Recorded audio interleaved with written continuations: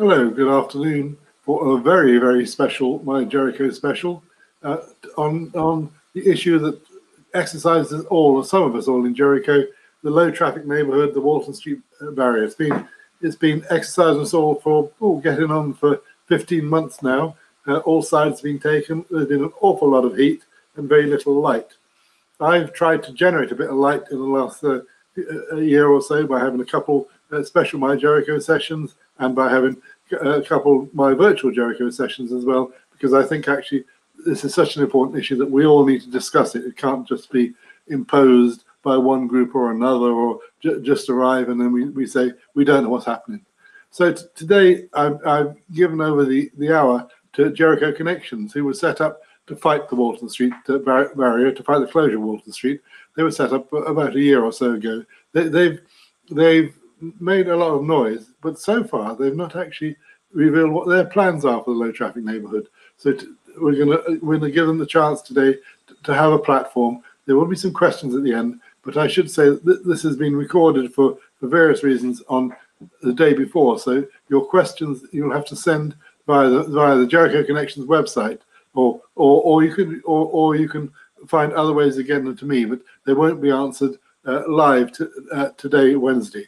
So don't try and send questions on Wednesday because they won't be answered. We've had some questions in advance. Straight over to Pip McAllister, who is the woman who set it all up, local resident, Cranham Terrace resident, and to declare an interest, we both drink in the same pub in the Harcourt Arms in Cranham Terrace. So I do know Pip. Pip will spend a while outlining what their plan is for an LTN. Over to you, Pip. Okay, thank you, John. Okay, so bear with me while I work out. There we go. I'm with you now. Okay, well, thank you, John, for the opportunity to present Jericho Connections' idea for a low traffic neighbourhood. As you say, we've been waiting quite some time to make our ideas public. We were waiting to hear about the temporary bus gates, the emergency bus gates, and we were waiting to hear about the Tranche 2 active travel funding announcement. In fact, all in all, as we say, we've been waiting for nearly 18 months for this situation to be resolved, and the past 9 of which have been some of the most challenging in residents' and businesses' memory. We are still waiting for the OC consultation to begin regarding the low traffic neighbourhood, but we have contacted them recently with our suggestions as outlined here, and we request that the consultation process begins as soon as possible. Next. I hesitate to use the word plan because this isn't a prescriptive plan, but more a selection of pick and mix elements which can be combined to provide a low traffic neighbourhood that suits all our needs and can be fully consulted on. Next. Most of you will know how we got to this point, as John outlined in his introduction, but for those of you that don't, here's a reminder of the timeline. Walton Street, or the south end of Walton Street, was closed in May 2019 when sinkholes appeared and essential repairs were closed. The work was completed by the end of the summer, but in October, Oxfordshire County Council decided to issue an experimental traffic order, keeping the barrier in place for another 18 months. They also launched basic online public consultation, and it was at this point, as John rightly says, that Jericho Connections were formed. It was in fact in October 2019. And initially, we were challenging the undemocratic way in which the closure and the consultation was carried out, and the lack of baseline data available with which could compare results to determine success. The consultation period ended at the end of May, and in August, Oxfordshire County Council Cabinet met, and the County Council officers recommended the removal of the barrier and the returning of Walton Street to its original situation. This was rejected at Cabinet level, and the outcome is that the barrier was to stay in place until a low traffic neighbourhood for Jericho is in place itself. Next. We do take the stance that Jericho is already a low traffic neighbourhood, and our assumption is that the barrier will be removed. But we do want to remind people that we're not traffic planners, although we've had to learn an awful lot in a very short space of time. We do have the support of the majority of local businesses, however, and have worked closely with the Jericho Traders Association to make sure that those businesses are heard. We've also spoken to the Waterside Residents Association and have garnered the views of the head teacher of St Barnabas School. Next.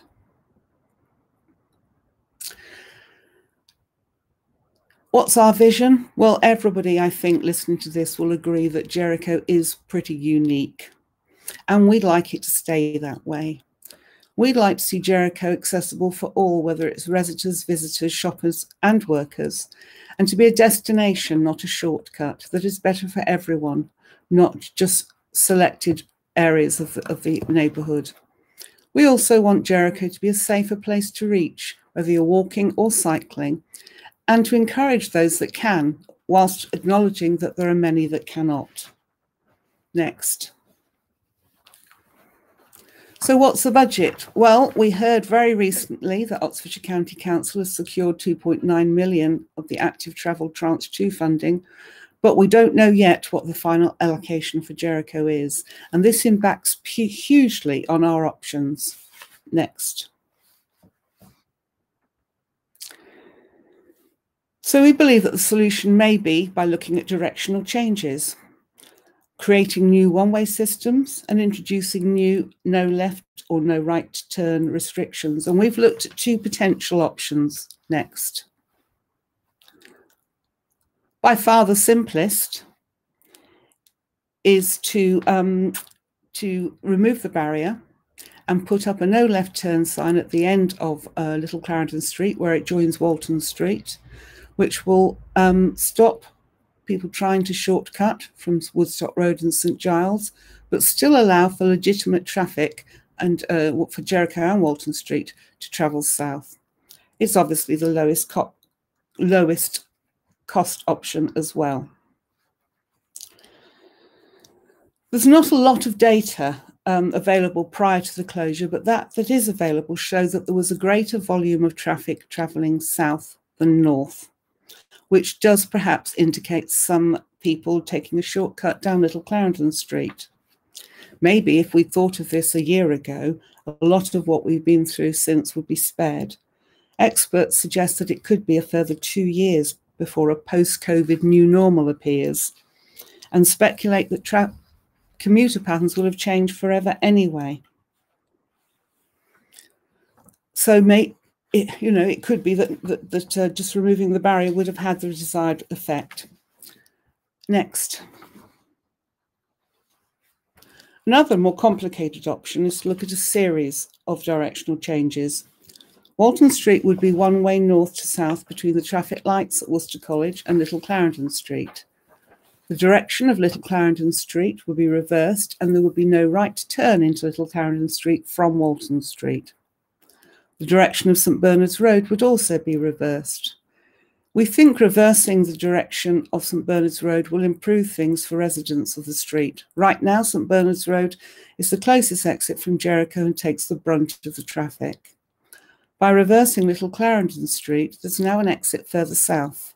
Our intention with the reversal is that nighttime traffic, particularly from bars, restaurants, Freud's, etc., will exit via the largely non-residential Little Clarendon Street, a street which is already home to many nighttime venues.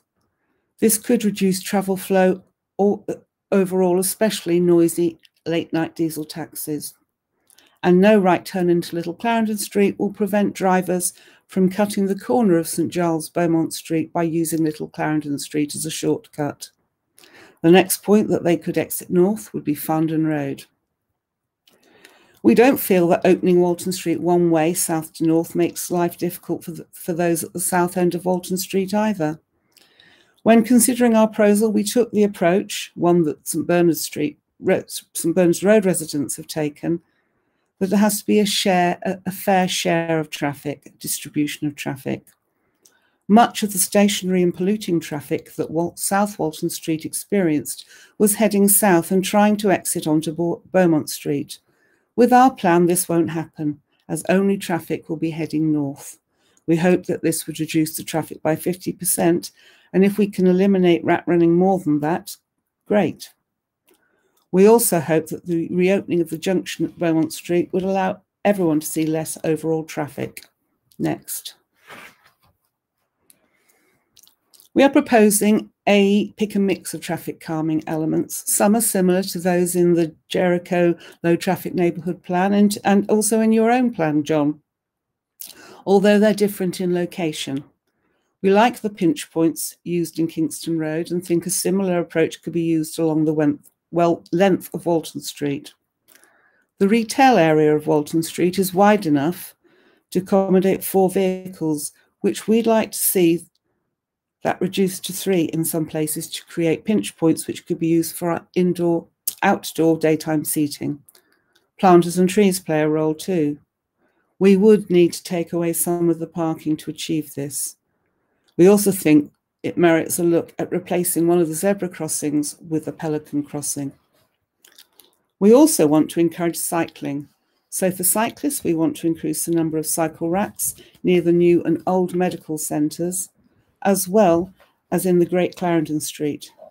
However, there are 3 bigger things that we want to do.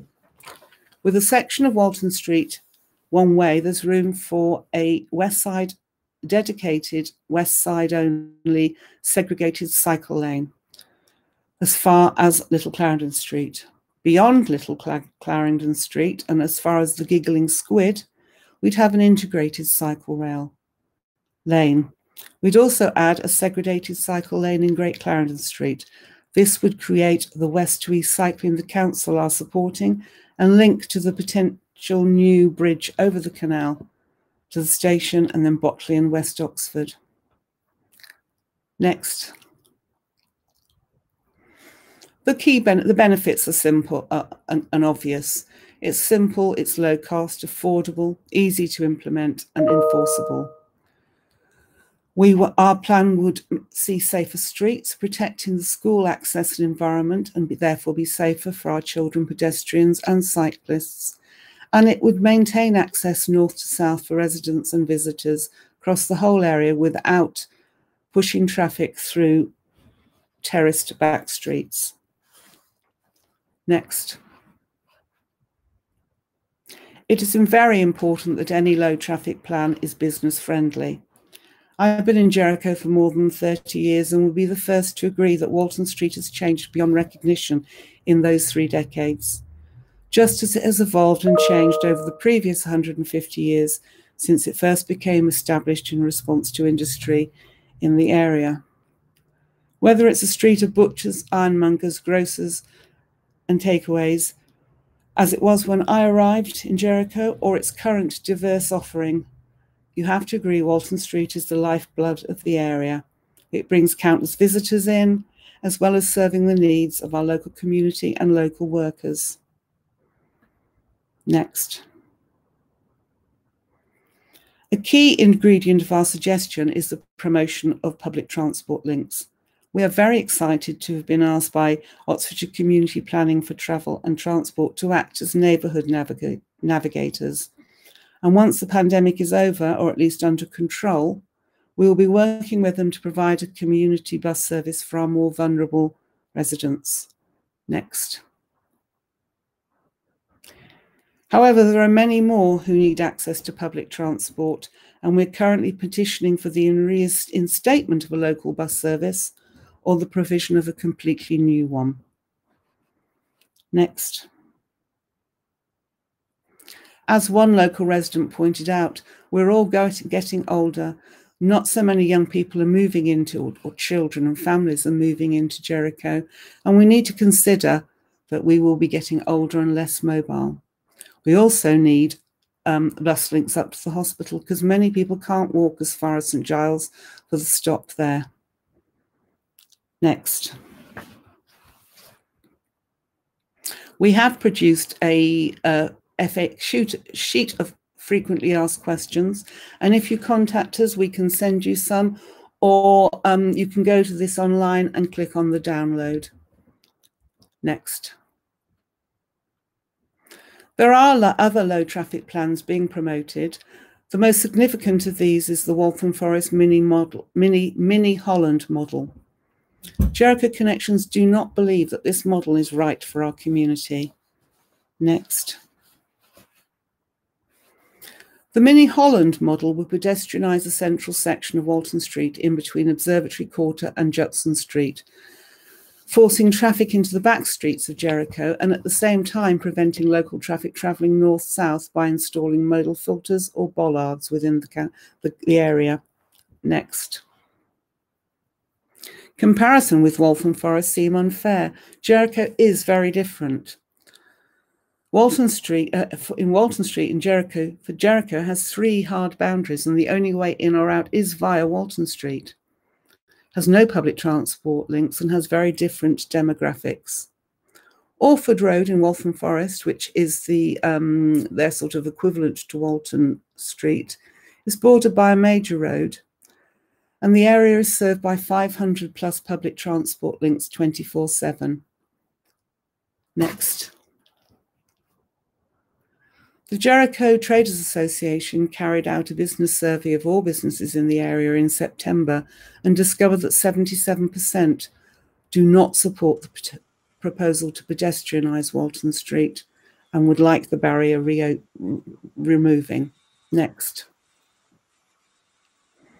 Before I sign off with this and we move on to any questions, we do have a range of videos that you can check out, either by searching on YouTube or grabbing the QR code from the screen now.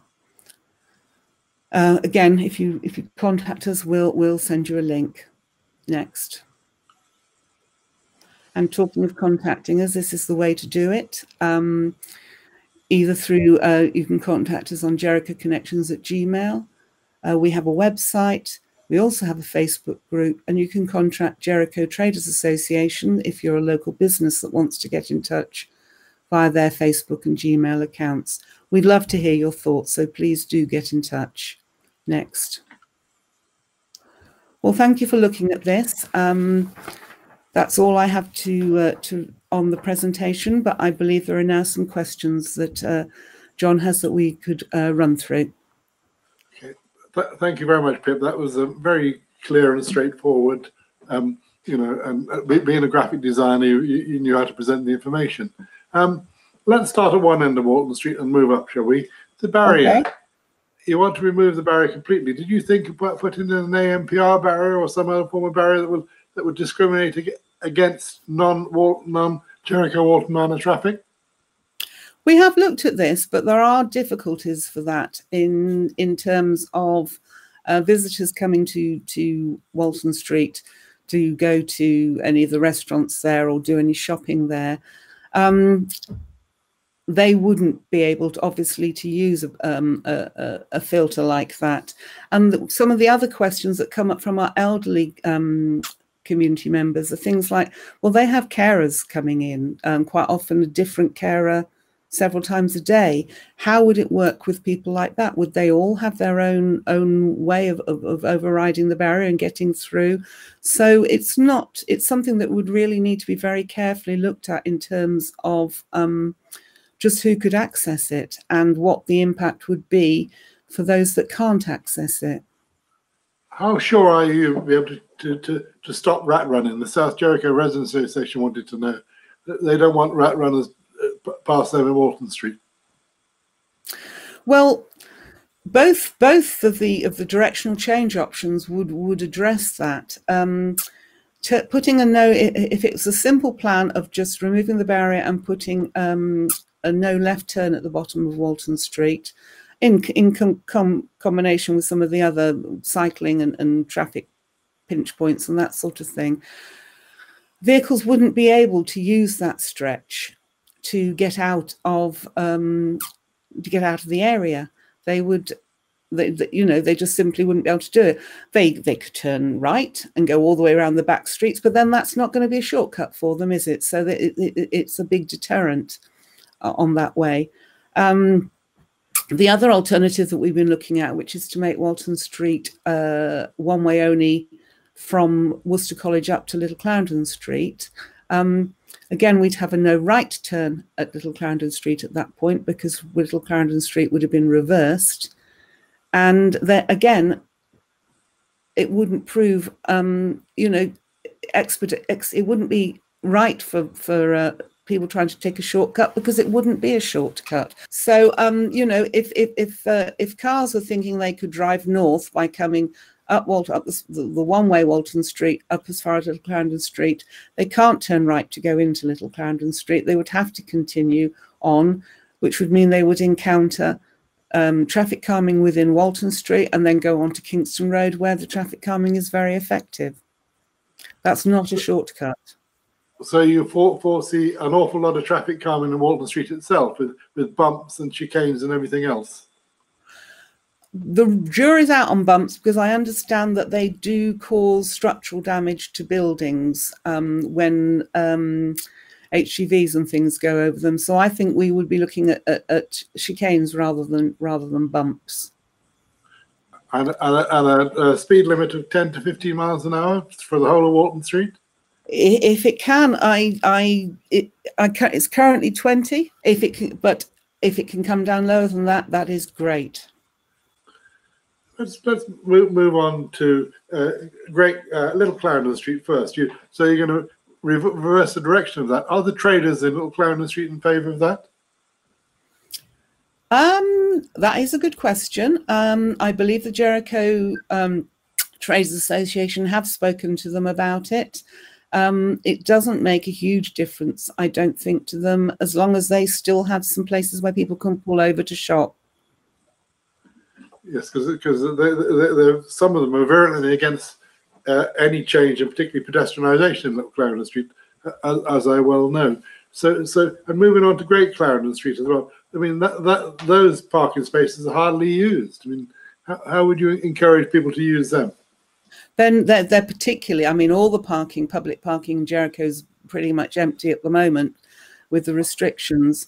But we would be able to maximise that space by installing slanted parking rather than bumper to bumper, and offering free parking and electric charging points as well, because that's another key point. You know, you can't have we can't be moving to a carbon neutral society if we aren't providing the infrastructure for the vehicles that will be needed to sustain that.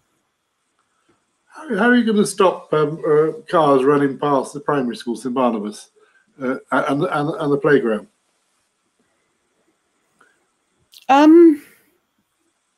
That's another good question. I mean, our vision is that life in the back streets would return to something resembling 2 years ago, and traffic in the back streets wasn't an issue at that point in time.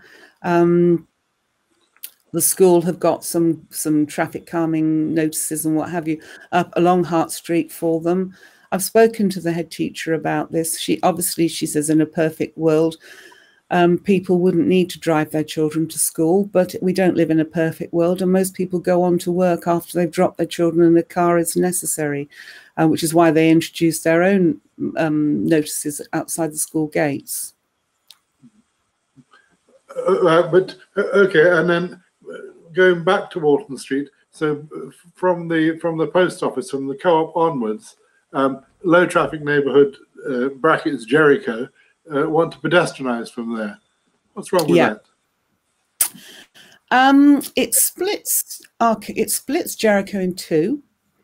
It would mean that more cars had to turn into the back streets of Jericho to get to wherever the destination is, whether it's north or south.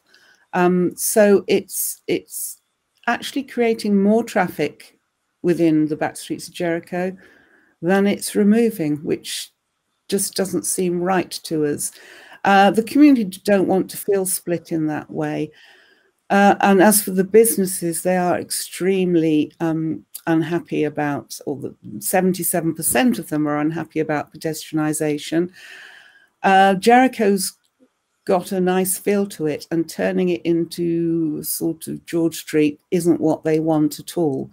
They don't want lots of late night drinking out on the streets, and they don't want, you know, all the noise of people turning out and gathering in the middle of the streets late at night.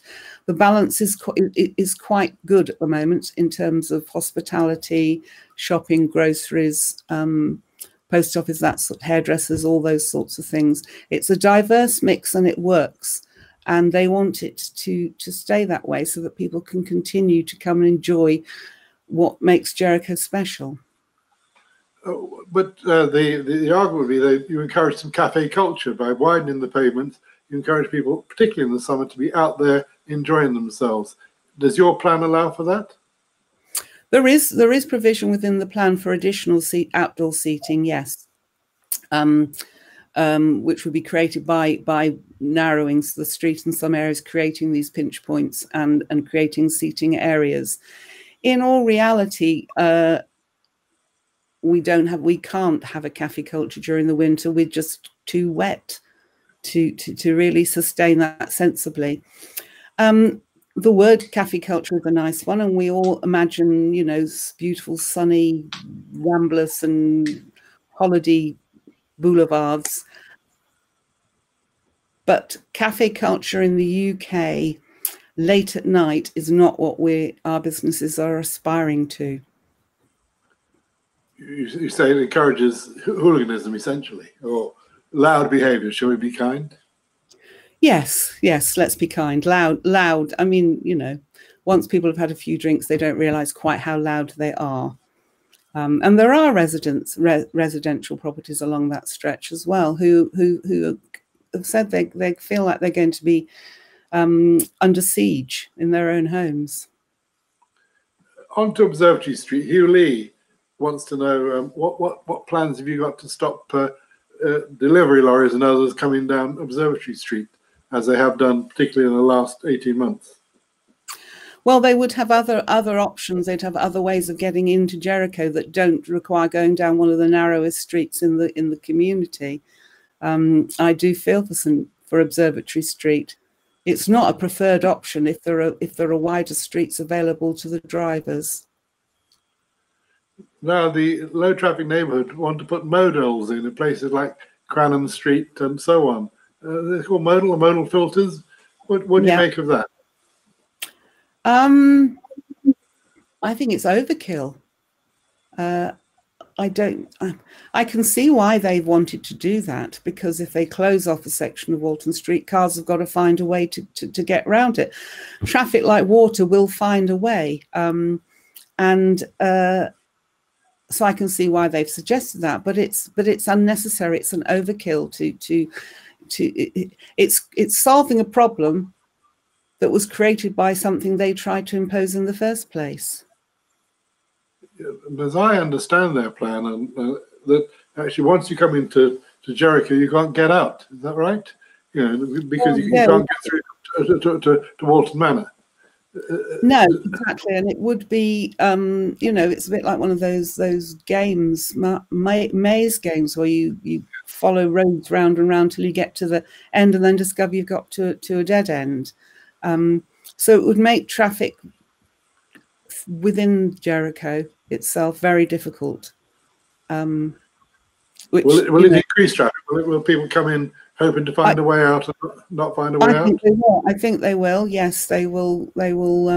Initially, certainly initially, you know, as I said, traffic will find a way like water. So they'll be think, oh, I'm clever. I found my little shortcut, and then discover that there isn't it. You know, they're stuck.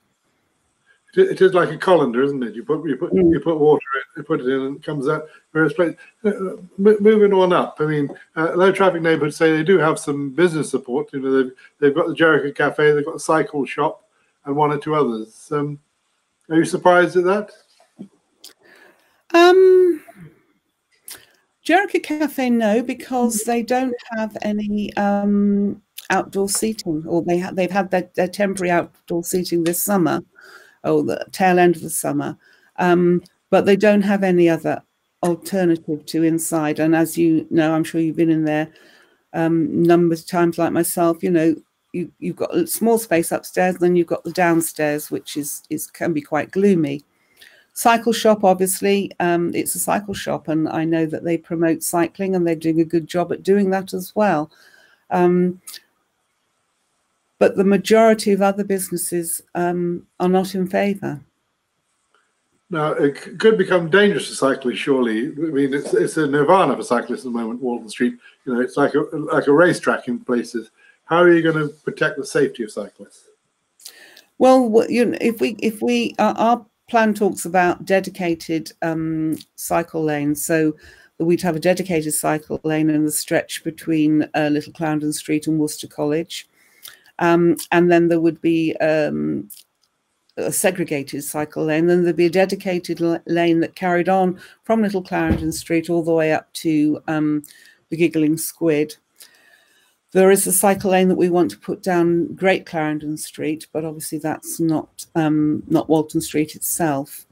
Key with the cycle lanes is that they do have to be appropriate in structure and dimensions, as we've seen with the cycle lanes that they've put in on Magdalen Bridge that have caused problems in themselves. As I said, we're not planners, so we would need a planner to tell us what those widths and those dimensions need to be. And will your cycle lanes in Little Clarendon Street go in the same direction as car traffic? Because they go in opposite direction at the moment. It would go the same way, so it would go the way it currently does, but the traffic would be going that way as well. It all strikes me as a little bit dangerous and confusing, particularly for pedestrians. Okay, moving on. St Bernard's Road, which has borne the brunt of traffic. There's already going to be a no right turn into there. That's going through and into Leckford Road as well. Is that enough? Sorry, I didn't catch that last. Is that not enough? I mean, the county is going to is bringing in no right turns into St Bernard's and into Leckford Road. Is that not enough? Yeah. Well, I hope that it does make things much improved for them, because I know they've been having a terrible time for the last 18 months. It probably is enough for them, but it's not enough for Jericho as a whole. And what we're trying to do with our suggestions is look at our community as a whole, spread the love, so to speak, or spread the traffic anyway, so that we have a fair share of equitable share of traffic, and that the needs of all of our community, not just our businesses, not just the school, but our elderly, our families, are all catered for. Excuse me. Sure. It's one of the unreported features of St Bernard's Road that actually an awful lot of their traffic comes from waterways and down in that direction, and not really from Walton Street. It depends on the destination of those people. Yes, we've talked to the Residents Association there, and they say that they go straight over and straight over the little mini roundabout and straight up St Bernard's Road, because they are travelling south. If the barrier was open, they wouldn't have to do that any longer. Okay. And Leckford Road as well. What are you planning for them? Leckford Road, we wouldn't plan any directional changes or anything like that. I think if they have their no right turn, that will will improve things for them. I'd be really happy to hear from some Leckford Road residents if they have got ideas that they'd like to see incorporated in this. They've run a very active campaign, haven't they, about traffic? Yes, they've got a lot of visual signs, and they've had mini demonstrations and all sorts up in Leckford Road. Yes, and St Bernard's Road's got the traffic calming signs of their own as well. Has it stopped people from using Leckford Road as a rat run? I think it does make people think twice. I don't know how far it actually stops them from doing it. I think local people have a conscience, and so they think twice and think, no, actually, that's not fair. So I will carry on up Kingston Road to St Margaret's Road as directed. But I don't think, without wishing to cause offence, that non-local, perhaps, taxis and things, I don't think they would take that into consideration as much. I've heard whispers that people in St Margaret's Road are suddenly waking up and thinking, my God, all the traffic's going to come down us. What message do you have for them?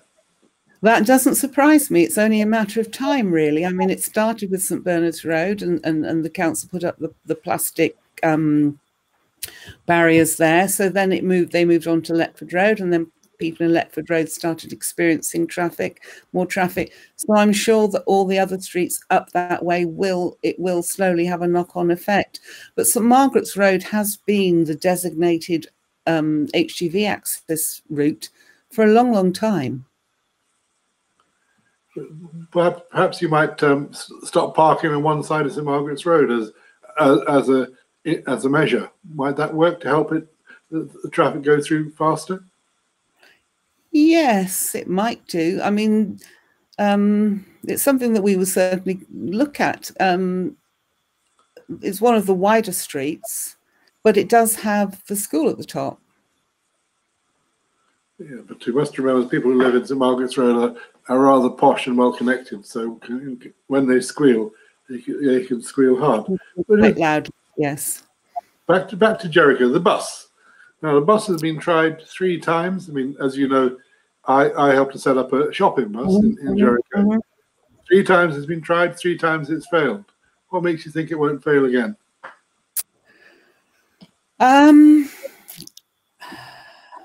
Good question. It just wasn't used, Pip. It wasn't used. It wasn't, even when it was once a week. It just wasn't used. The bus stops are lonely places in Jericho. Are you talking about the normal bus service, the 14A or the 17A? Or any bus service through Jericho has never ever succeeded. That is, it certainly used to. When I was first here, there was a really thriving bus service that was used very, very regularly by everyone in Jericho. I don't know why it wasn't used. I think we need to talk to find out more about that. I mean, part of the role that we've just accepted as the local navigator is to talk to the community and find out what they need. Because you have to build a service based on what people need, rather than here's a service, now you've got to fit around it. But with county council's moves and city council moves towards the ZEZ proposals and possible congestion charging, maybe bus gates further down the line, providing sustainable public transport is crucial for their wider plans to succeed. And if it has to be subsidized, then that's something I think that needs to be considered. They've done that. I mean, I do think buses are a pipe dream. But what noises you hear from the county council about how much is going to be allocated to the Jericho LTN? 2.9 million. Nothing. We've heard nothing at all. We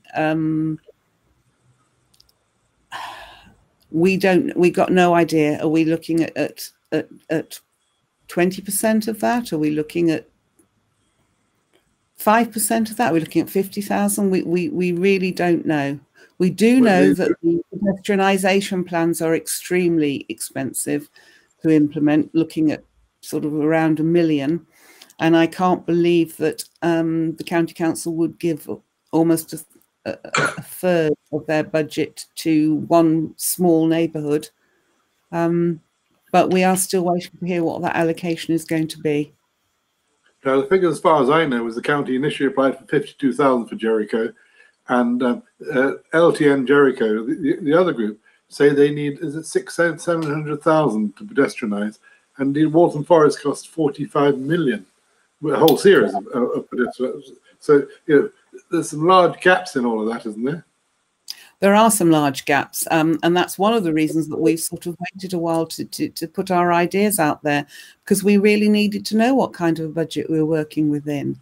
You can come up with this wonderful fairy tale scheme, but if it's just completely unachievable financially, We didn't want to waste our time going down that route. We wanted to come up with something that was simple, affordable.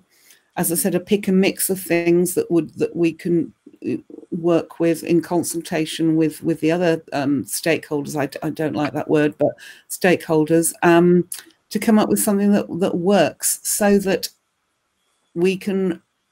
Jericho businesses can start rebuilding their futures, so that we can start planning about, I've heard people thinking about what schools their children are going to go to next, because of the difficulty of transport and difficulty of getting out of Jericho. So we do need this consultation. We do need budget confirmation soon. What's your cost? Have you costed your scheme? Ours would come in around about the 50 mark, the 50K mark. So if 52,000 is allocated, then you'd be happy. Consultation now, as I understand it, the barrier is there until March 2021. So decisions have to be made by then, and you've got elections coming up. So what is the consultation going to be? Who's going to do it? When? Well, we contacted the council and said, I mean, it's very unfortunate that the festive season is about to be on us, although I don't know how festive it's going to be, but it will undoubtedly delay the start of things. But we have suggested to the Oxfordshire County Council that if nothing else before the end of the year, we have a framework for the consultation and a timeline established, so that as soon as the new year kicks in, we can all start getting down to business and getting this agreed and planned, so that the barrier can come down as soon as possible. What form would you like to see that consultation take? I think we need to have some meetings, dreaded word, meetings, but we need some. There's been very little face-to-face, pardon the pun, Zoom to Zoom or whatever, communication between the planners and the community. We were promised nearly a year ago by one of the county council officers that they would start engaging with the community and set up regular monthly meetings. That didn't happen. But we do need to have people around a table, whether it's physical or virtual, who represent all areas of the community. So we need the school there, we need different residents associations there, we need Jericho Connections, we need Jericho traders, we need representatives from what was formerly Don't Choke Jericho, so the pedestrianisation people. We need everybody around the table, because we need to work out what is best for our community. But those meetings can be very bad-tempered, as I sure as hell know from my two meetings. How do you have rational discussion when people are opposing sides and screaming at each other? Good question. You need very, very, very strong chairmanship and a really good structure to what the discussions are going to be. You know, I'm not talking a sort of town hall meeting in terms of you know, what was happening a year ago when nobody knew what was happening and everybody had different ideas. I'm talking about something that's got a very clear agenda. By the end of this meeting, we need to have agreed X or have actioned X, Y, Z, whatever. Because, as you say, they can turn into a bun fight. They can, you know. I mean, speaking as a man who has had a death threat and been trolled on this, irrationality does seem to enter it. No, just a side question. It's been a very, very emotional topic. I mean, it's been as divisive as Brexit, and it's made people's emotions run high. People have got very angry and very upset, and yeah, people on all sides of different camps have sometimes not come out in their best light. But we really do need. Sean Robinson asked the question: How do you heal the divisions that have appeared over this? Oh, Well, there are some good things that have come out of this in terms of people have. I can guarantee that most people you speak to in Jericho would tell you that they now know people within Jericho that they didn't know a year ago. And that has to be good for the community. But in terms of how you heal divisions, gosh, if someone had the formula for that, they would have made a fortune years ago. Division per se, not divisions within Jericho.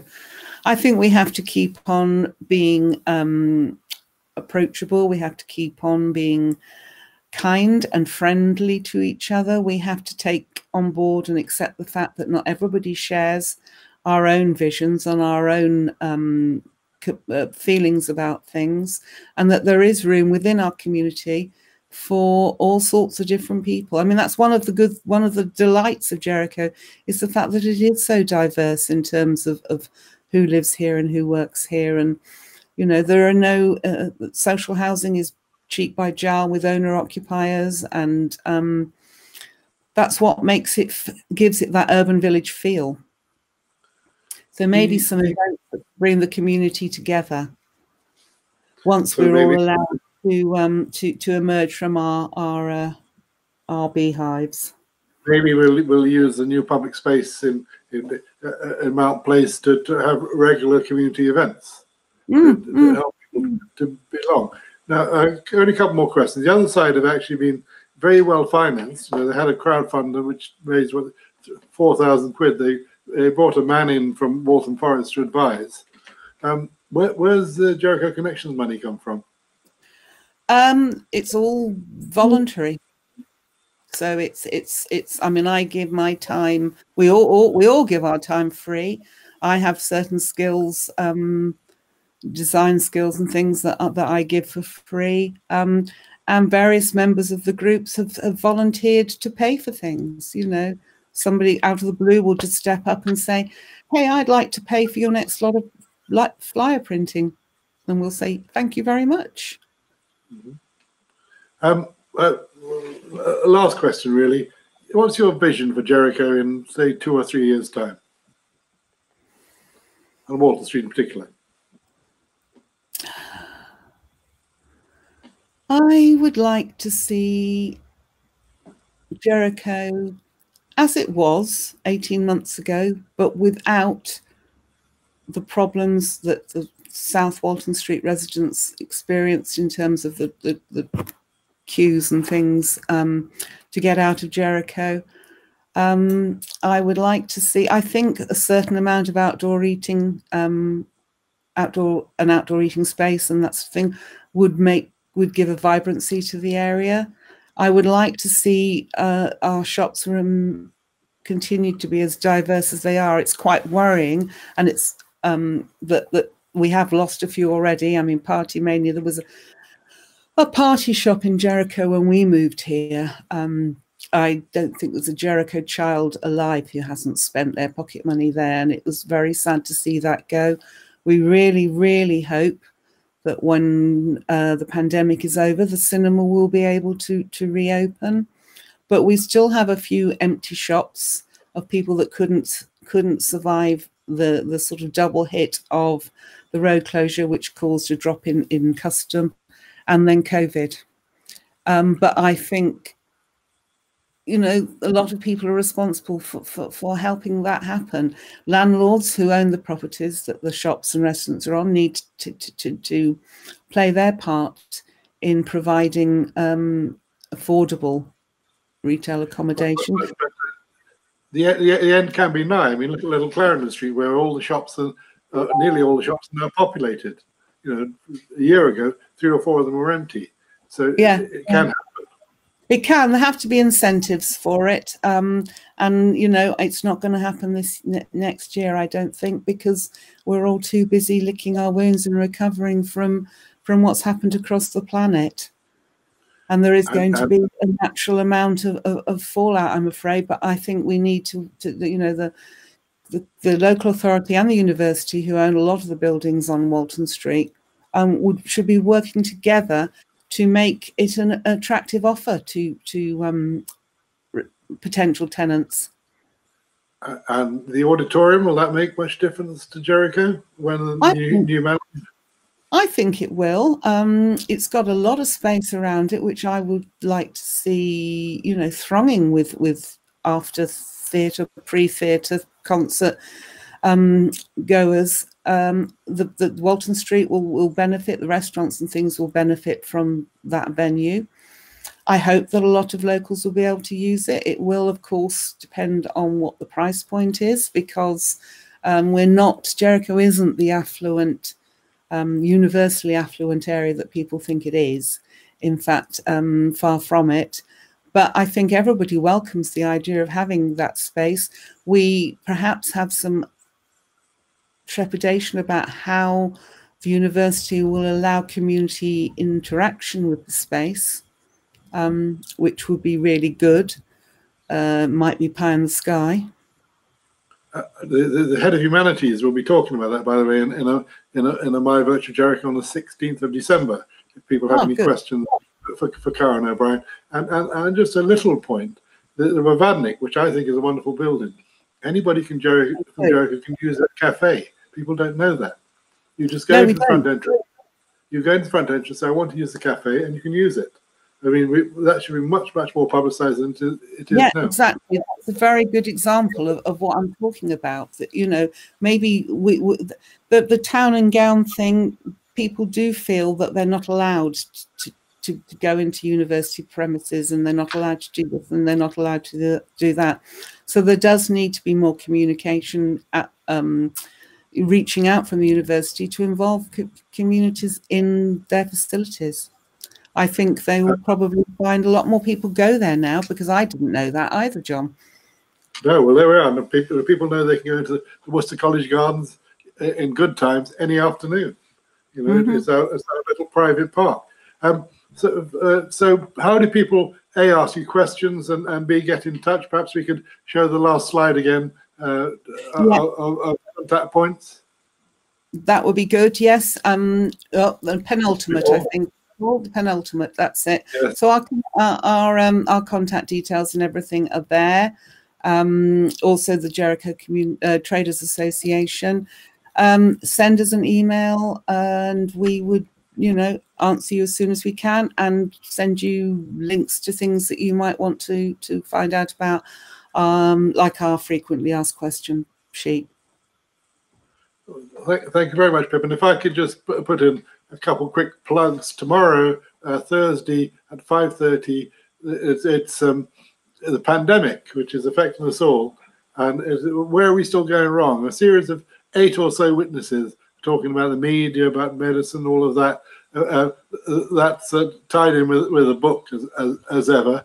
Please tune into that. And then next week on Wednesday the 2nd, Chris Morris, who runs the BBC Reality Check, who's an Oxford resident, who will talk about facts, the truth, and more. You know, how can you decide what's true and what's false? I asked him to go through a Donald Trump speech for me. He said, "Don't be so silly. Every sentence has an untruth in it." So we're doing something similar to that. But thank you very much. I'm sure that this will generate a fair amount of traffic.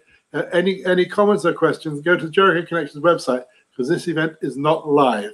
So your way of contacting Pip is via the Jericho Connections website. Thank you all very much, and thank you very much, Pip. Bye. Thank you very much for the opportunity, John. Bye-bye.